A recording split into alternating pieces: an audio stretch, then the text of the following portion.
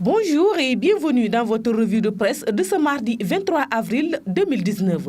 Le procès portant sur le double meurtre de Madinatoul Salam à Mbour et la démission du porte-parole du parti de Rewmi, Abdourahmane Diouf, font partie des sujets les plus en vue dans la livraison de ce mardi de la presse quotidienne.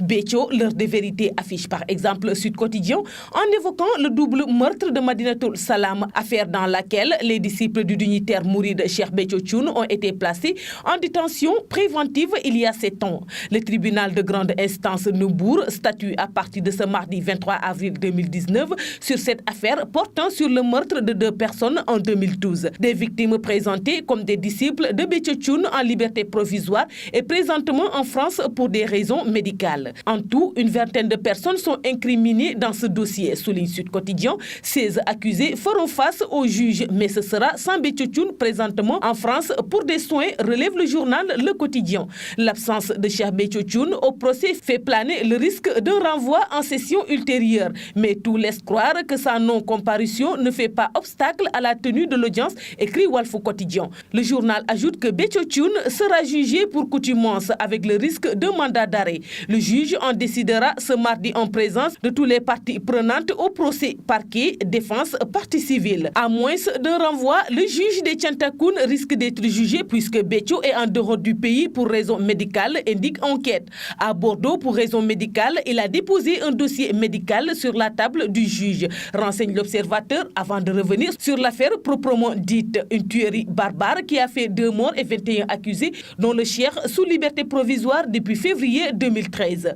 Le dimanche 22 avril 2012 à 19h45, Bara Sow et Ababakar Diagne, disciples de Béthio Thioune, avaient investi Madinatoul Salam pour renouveler leur serment d'allégeance. Au guide des Tiantakoun, d'autres disciples inconditionnels de Béthio Thioune ont refusé l'accès au premier groupe pour sacrifier à ce rituel, rappelle le journal. Il s'en est suivi des échauffourées puisque des disciples du guide sont venus corriger ce groupe dirigé par Bara Sow. Lorsque Bara Sow a voulu battre en retraite, il a été empêché par certains qui l'ont battu à mort. C'est dans ces circonstances qu'une deuxième victime du nom de Ababakar Diagne a été malheureusement enregistrée, poursuivit l'Observateur.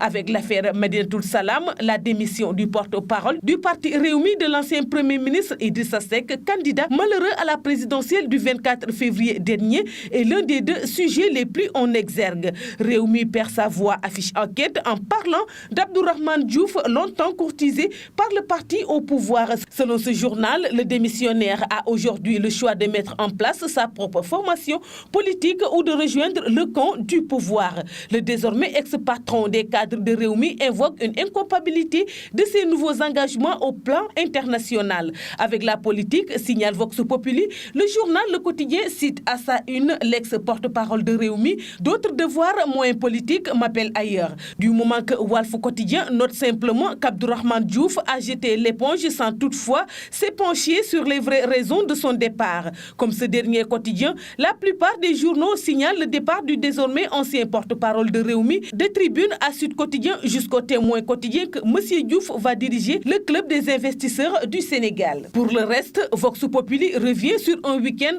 pascal macabre avec 11 personnes ayant perdu la vie à travers le Sénégal entre accidents, incendies, asphyxie et meurtres. Banditisme russe à Dakar où le milliardaire Artem Bektemirov, fondateur d'Atlantic Seafood, qui a mis la clé sur la paillasson après son inauguration en grande pompe, a déchiré des décisions de justice, écrit Libération à sa une sur un tout autre sujet. Le Témoin quotidien tente d'expliquer les raisons de la démission de l'ancien directeur général de la compagnie nationale Air Sénégal SA en tirant Philippe Borne les raisons d'un crash, tandis que Le Soleil ouvre sur des révélations efférantes concernant la commande, l'utilisation et l'entretien de véhicules administratifs.